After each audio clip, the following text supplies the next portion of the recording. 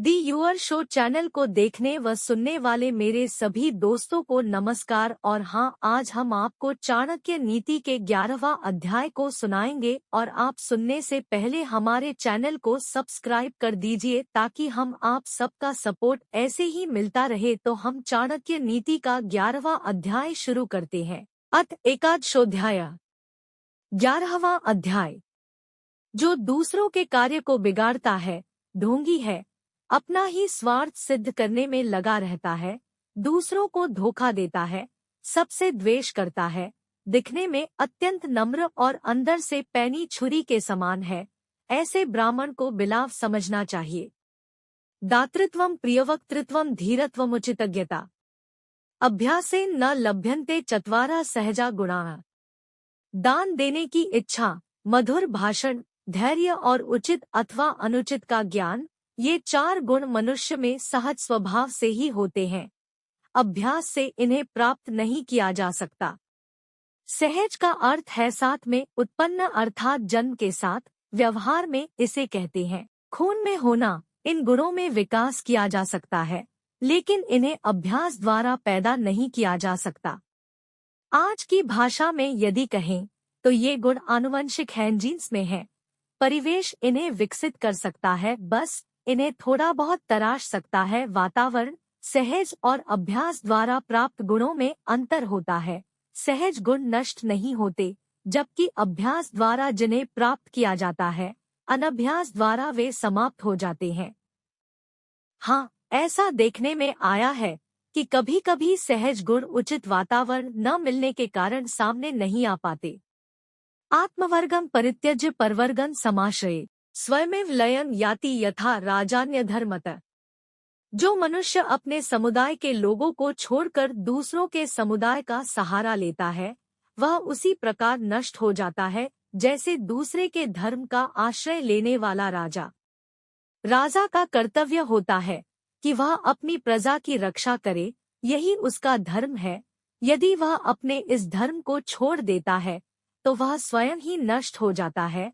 जिस प्रकार अपने वर्ग के लोगों का परित्याग करके दूसरे वर्ग के लोगों का आश्रय लेने से व्यक्ति नष्ट हो जाता है, इसीलिए व्यक्ति को चाहिए वह अपने धर्म में स्थित रहे। यहाँ धर्म का अर्थ स्वभाव भी लिया जा सकता है। श्री कृष्ण ने भी स्वधर्मे निधनं श्रेयः कहकर इसी बात की ओर संकेत किया है। हस्ती स्थूलत्नोआ स चांकुशवशा के हस्तमात्रोकुशो दीपे प्रज्वलिते प्रणश्यति तमः के दीपमात्रम तमः। वज्रेणापि हताः पतन्ति गिरयः के वज्रमात्रो गिरिम तेजो यस्य विराजते स बलवान स्थूलेषु कः प्रत्यय।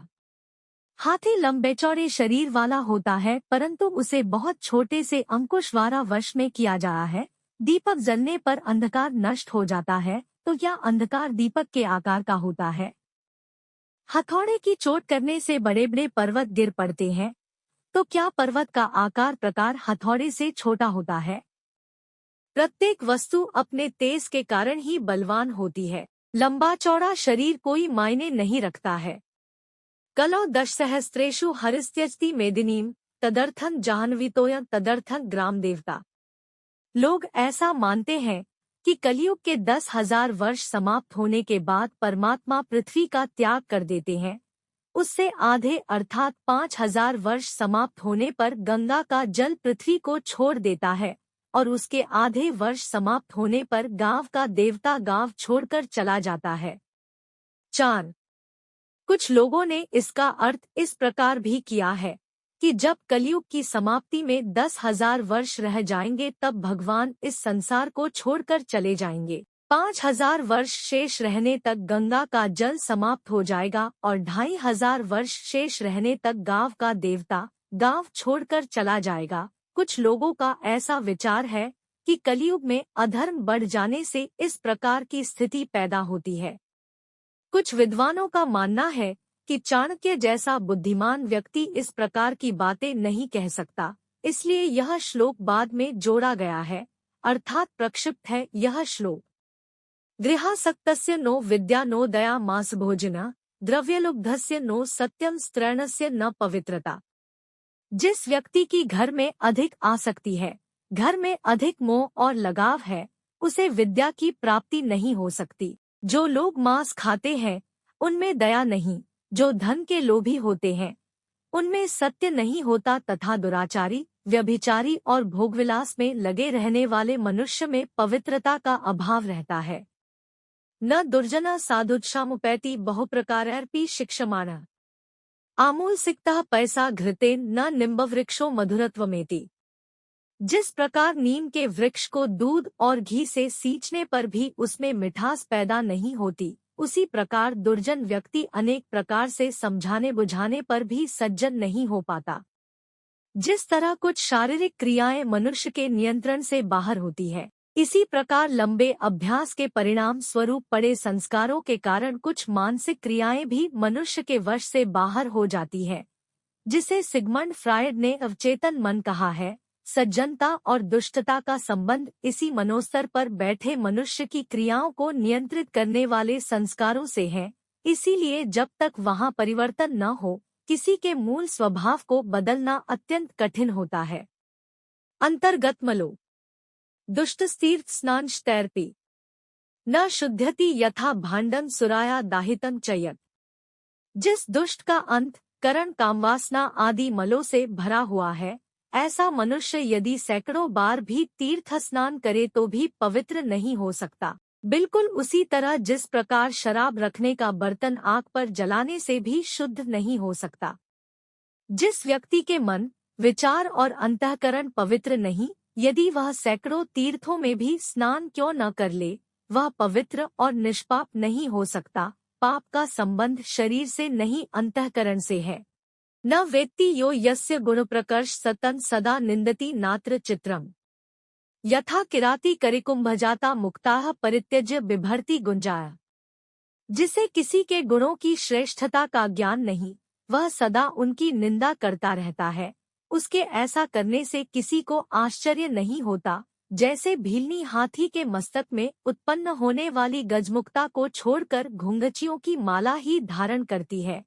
जिसमें किसी की विशेषताओं अथवा गुणों को परखने का ज्ञान ही नहीं, वह उसकी कद्र किस प्रकार करेगा। गुणों के महत्व को न जानने वाला व्यक्ति यदि उनकी उपेक्षा करता है अथवा निंदा करता है, तो उससे किसी को भी आश्चर्य नहीं करना चाहिए। वह तो जंगल में रहने वाली उस भीलनी की तरह है, जो हाथी के मस्तक से उत्पन्न होने वाले मोतियों को छोड़कर घुघचियों की ही माला धारण करती है। उसे इस बात का ज्ञान ही नहीं होता कि हाथी के मस्तक में उत्पन्न होने वाले गजमुक्ता मोती कितने मूल्यवान होते हैं। गुणों का मूल्य गुणी ही लगा पाता है। ये तो संवत्सरम पूर्ण नित्यम मौनेन भुंजते युक्कोटसहस्त्रं तु स्वर्गलोके महीयते। जो व्यक्ति पूरे वर्ष तक मौन रहकर चुपचाप भोजन करता है, वह 1 करोड़ वर्ष तक स्वर्ग में आदर सम्मान प्राप्त करता है। 9 अर्थ यह है कि जो व्यक्ति अपने धर्म का पालन करते हुए सदाचार पूर्वक श्रम करता है और जो कुछ भी अर्जित करता है उससे संतुष्ट रहता है, उससे सभी देवी देवता प्रसन्न रहते हैं, अर्थात उसे किसी प्रकार के कष्टों का मुख नहीं देखना पड़ता, उसका सभी जगह सम्मान होता है। यहाँ मौन का अर्थ प्राप्त की सहज स्वीकृति है, चुप रहना नहीं।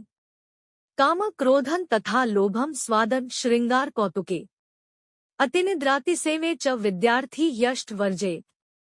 विद्यार्थी के लिए आवश्यक है कि वह काम, क्रोध, लोभ, स्वादिष्ट पदार्थों की इच्छा, श्रृंगार, खेलतमाशे, अधिक सोना और चापलूसी करना आदि इन 8 बातों का त्याग कर अकृष्टफलमूलेन वनवासरता सदा कुरुतेहरः श्राद्धम ऋषिर्विप्रः स उच्यते।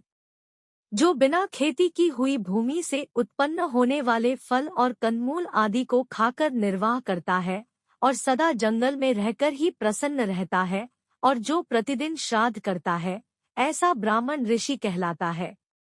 ऐसे ब्राह्मण को ऋषि इसलिए कहा जाता है क्योंकि उसका जीवन सर्वथा प्रकृति के अनुकूल है। वह वन में बिना किसी प्रयत्न के उत्पन्न होने वाले फलों और कंदमूल आदि को खाकर अपना जीवन निर्वाह करता है। अन्न पैदा करने से होने वाले दोषों का भी उस पर प्रभाव नहीं होता। महर्षि कणाद के बारे में प्रचलित है कि वे फसल के कट जाने के कुछ दिन बाद पृथ्वी पर गिरे अन्न कणों को एकत्रित करके अपनी भूख को शांत किया करते थे। फसल कटने के कुछ दिन बाद, इसलिए क्योंकि उस अन्न पर पक्षियों का अधिकार होता है। ऐसा व्यक्ति कभी सत्वगुण में स्थित हो ही नहीं सकता जो दूसरे के अधिकारों को छीनने वाला हो, जिसे वन में रहना ही अच्छा लगता है। प्रतिदिन श्राद्ध आदि वैदिक अनुष्ठान कर जो अपने पितरों को तृप्त करता है, ऐसे ब्राह्मण को ही ऋषि कहा गया है। ऐसा जीवन सात्विक कहलाता है। एकाहारेण संतुष्टा षट्कर्मनिरता सदा ऋतुकालाभिगामी च स विप्रो द्विज उच्यते। एक समय भोजन करने से जो संतुष्ट है, जो नित्य अपने कर्तव्यों को पूरा करता रहता है, स्त्री का संग ऋतुकाल में केवल संतान की उत्पत्ति करने के लिए ही करता है, उपभोग के लिए नहीं, ऐसे ब्राह्मण को ही द्विज कहा जाता है। चाणक्य ने यहाँ प्रत्येक वर्ण के लोगों का कर्तव्य बताने का प्रयत्न किया है। यदि प्रत्येक वर्ण का व्यक्ति अपने कर्तव्यों का भली प्रकार पालन करता रहे तो देश में शांति और सुख बना रहे। जब लोग अपना कर्तव्य भूलकर गलत आचरण करने लगते हैं, अंधिकार चेष्टा करते हैं, तो दुराचार के साथ साथ समाज में अशांति भी फैलती है। लौकिके कर्मणि रता पशूना परिपालका वाणिज्य कृषिकर्ता यह सब विप्रो वैश्य उच्यते। सदा सांसारिक कार्यों में संलग्न पशुओं के पालक, व्यापार और खेती आदि करने वाले ब्राह्मण को वैश्य कहा जाता है। लाक्षादितैलनीलाना कुसुम्भम दुसर्पिशाम विक्रेता मध्यमांसाना स विप्र शूद्र उच्यते। जो बिना खेती की हुई भूमि से उत्पन्न होने वाले फल और कंदमूल आदि को खाकर निर्वाह करता है और सदा जंगल में रहकर ही प्रसन्न रहता है, और जो प्रतिदिन श्राद्ध करता है, ऐसा ब्राह्मण ऋषि कहलाता है। ऐसे ब्राह्मण को ऋषि इसलिए कहा जाता है क्योंकि उसका जीवन सर्वथा प्रकृति के अनुकूल है। वह वन में बिना किसी प्रयत्न के उत्पन्न होने वाले फलों और कंदमूल आदि को खाकर अपना जीवन निर्वाह करता है। अन्न पैदा करने से होने वाले दोषों का भी उस पर प्रभाव नहीं होता। महर्षि कणाद के बारे में प्रचलित है कि वे फसल के कट जाने के कुछ दिन बाद पृथ्वी पर गिरे अन्न कणों को एकत्रित करके अपनी भूख को शांत किया करते थे। फसल कटने के कुछ दिन बाद, इसलिए क्योंकि उस अन्न पर पक्षियों का अधिकार होता है।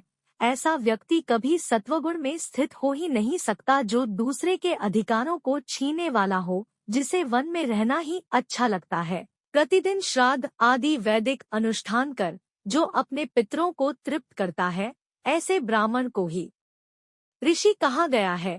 ऐसा जीवन सात्विक कहलाता है। एकाहारेण संतुष्टा षट्कर्मनिरता सदा ऋतुकालाभिगामी च स विप्रो द्विज उच्यते। एक समय भोजन करने से जो संतुष्ट है, जो नित्य अपने कर्तव्यों को पूरा करता रहता है, स्त्री का संग ऋतुकाल में केवल संतान की उत्पत्ति करने के लिए ही करता है, उपभोग के लिए नहीं, ऐसे ब्राह्मण को ही द्विज कहा जाता है। चाणक्य ने यहाँ प्रत्येक वर्ण के लोगों का कर्तव्य बताने का प्रयत्न किया है। यदि प्रत्येक वर्ण का व्यक्ति अपने कर्तव्यों का भली प्रकार पालन करता रहे तो देश में शांति और सुख बना रहे। जब लोग अपना कर्तव्य भूलकर गलत आचरण करने लगते हैं, अंधिकार चेष्टा करते हैं, तो दुराचार के साथ साथ समाज में अशांति भी फैलती है। लौकिके कर्मणि रतः पशूना परिपालका वाणिज्य कृषिकर्ता यह स विप्रो वैश्य उच्यते। सदा सांसारिक कार्यों में संलग्न पशुओं के पालक, व्यापार और खेती आदि करने वाले ब्राह्मण को वैश्य कहा जाता है। लाक्षादितैलनीलाना कुसुम्भम दुसर्पिशाम विक्रेता मध्यमांसाना स विप्र शूद्र उच्यते। जो ब्राह्मण वृक्षों की लाख, तेल, नील, कपड़े आदि रंगने का रंग, शहद, घी, शराब, मांस आदि चीजों का व्यापार करता है, उसे शूद्र कहते हैं। यहाँ स्पष्ट है कि चाणक्य जन्म से किसी को उच्च कुल का अथवा ब्राह्मण नहीं मानते।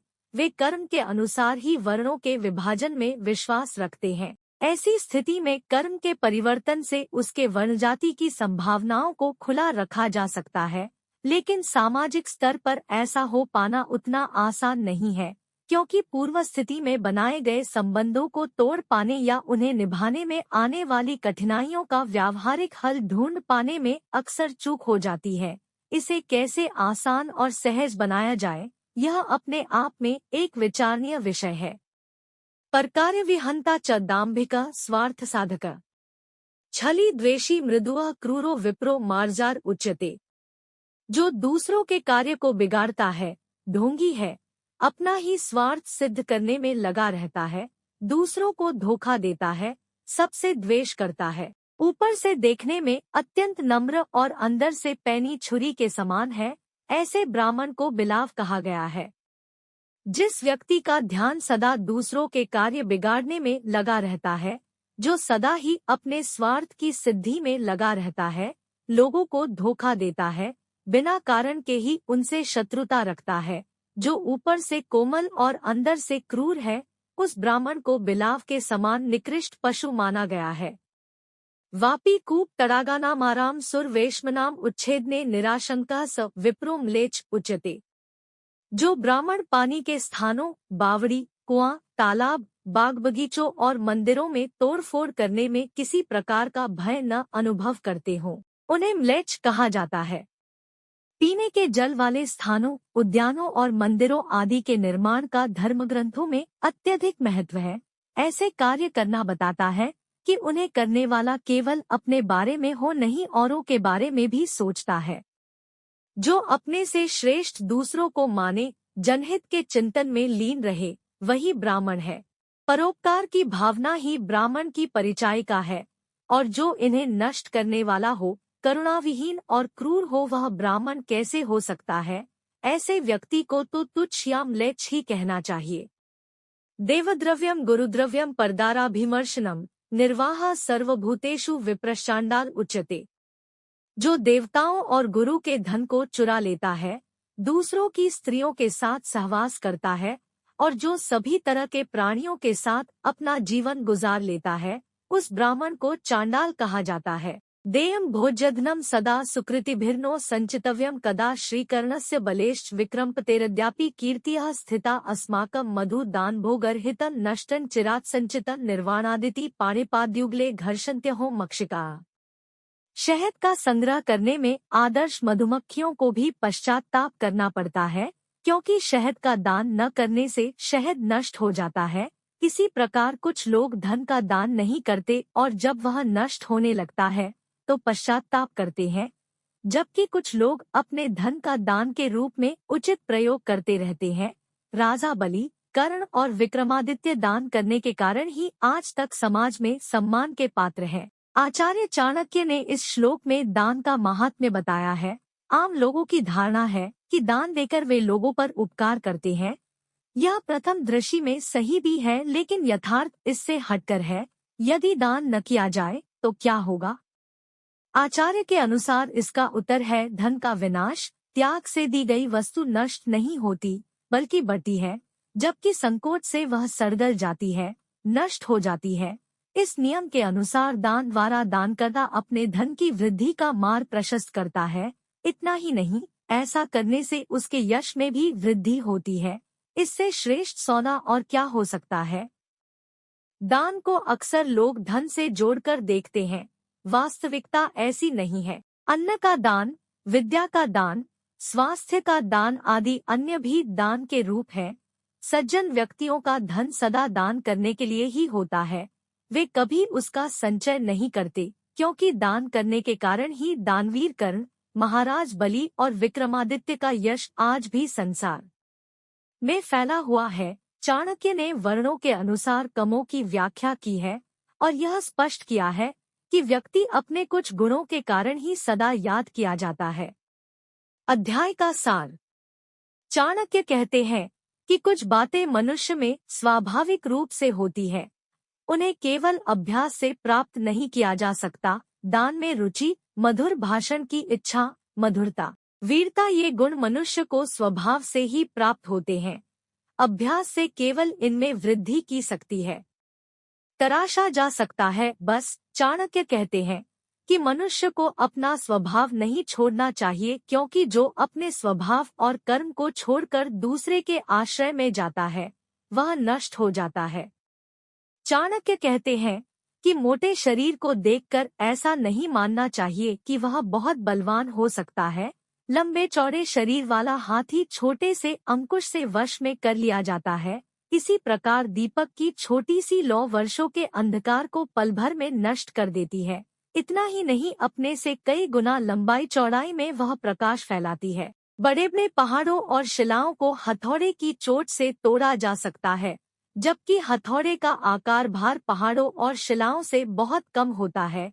इसलिए लंबे चौड़े शरीर को देखकर यह नहीं मान लेना चाहिए कि वह बलवान है।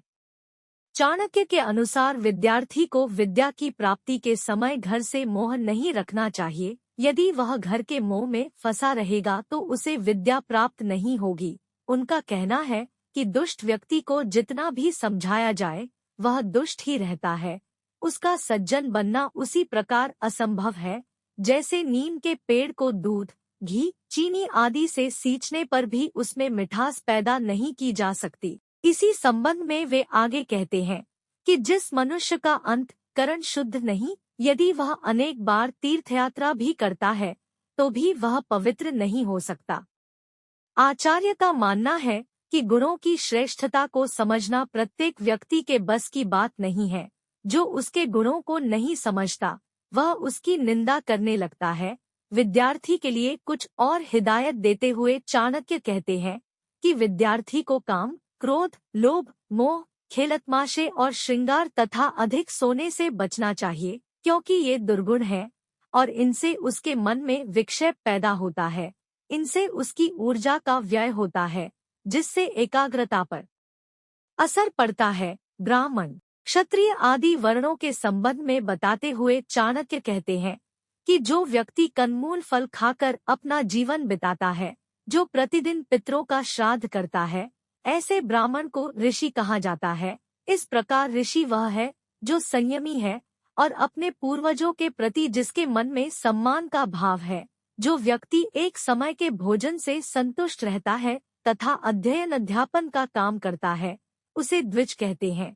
जो ब्राह्मण संसार के कामों में लगा हुआ है और पशुपालन, खेती आदि करता है, उसे वैश्य कहा जाता है। जो ब्राह्मण की सेवा करता है और शराब, मांस आदि बेचकर अपनी जीविका चलाता है, उसे शूद्र कहते हैं। उनका कहना है कि ब्राह्मण का कर्तव्य यह है कि वह अन्य लोगों के कार्य की सिद्धि में उनकी सहायता करे, दूसरों से छलकपट न करे। जो ब्राह्मण सार्वजनिक स्थलों जैसे बावड़ी, कुआं, तालाब, मंदिर और पार्क आदि को अपवित्र करता है, वह म्लेच्छ है। जो ब्राह्मण और विद्वानों के धन को चुरा लेता है, दूसरों की स्त्रियों का सम्मान नहीं करता और सभी प्रकार के लोगों के साथ जीवन बिता लेता है, वह ब्राह्मण न होकर चांडाल है। अंत में चाणक्य कहते हैं कि सज्जन और महात्मा व्यक्ति धन को कभी इकट्ठा नहीं करते, वे उसे दान देने की वस्तु समझते हैं। वे इसका प्रयोग धर्म द्वारा यश प्राप्ति के लिए करते हैं, जबकि कंजूस धन का प्रयोग अपनों पर और स्वयं पर भी नहीं करते। ऐसा धन नष्ट हो जाता है, तब कंजूस के पास पछतावा करने के अलावा कुछ नहीं बचता। दुष्ट के धन की गति भी विषयों के भोग में होती है।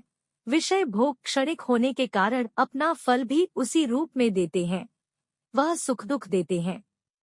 अगर हमारे चैनल को आपने अभी तक सब्सक्राइब नहीं किया है तो आप channel the your show channel को सब्सक्राइब कर दीजिए, ताकि हम ऐसे ही आप तक अच्छे कंटेंट पहुंचाते रहेंगे।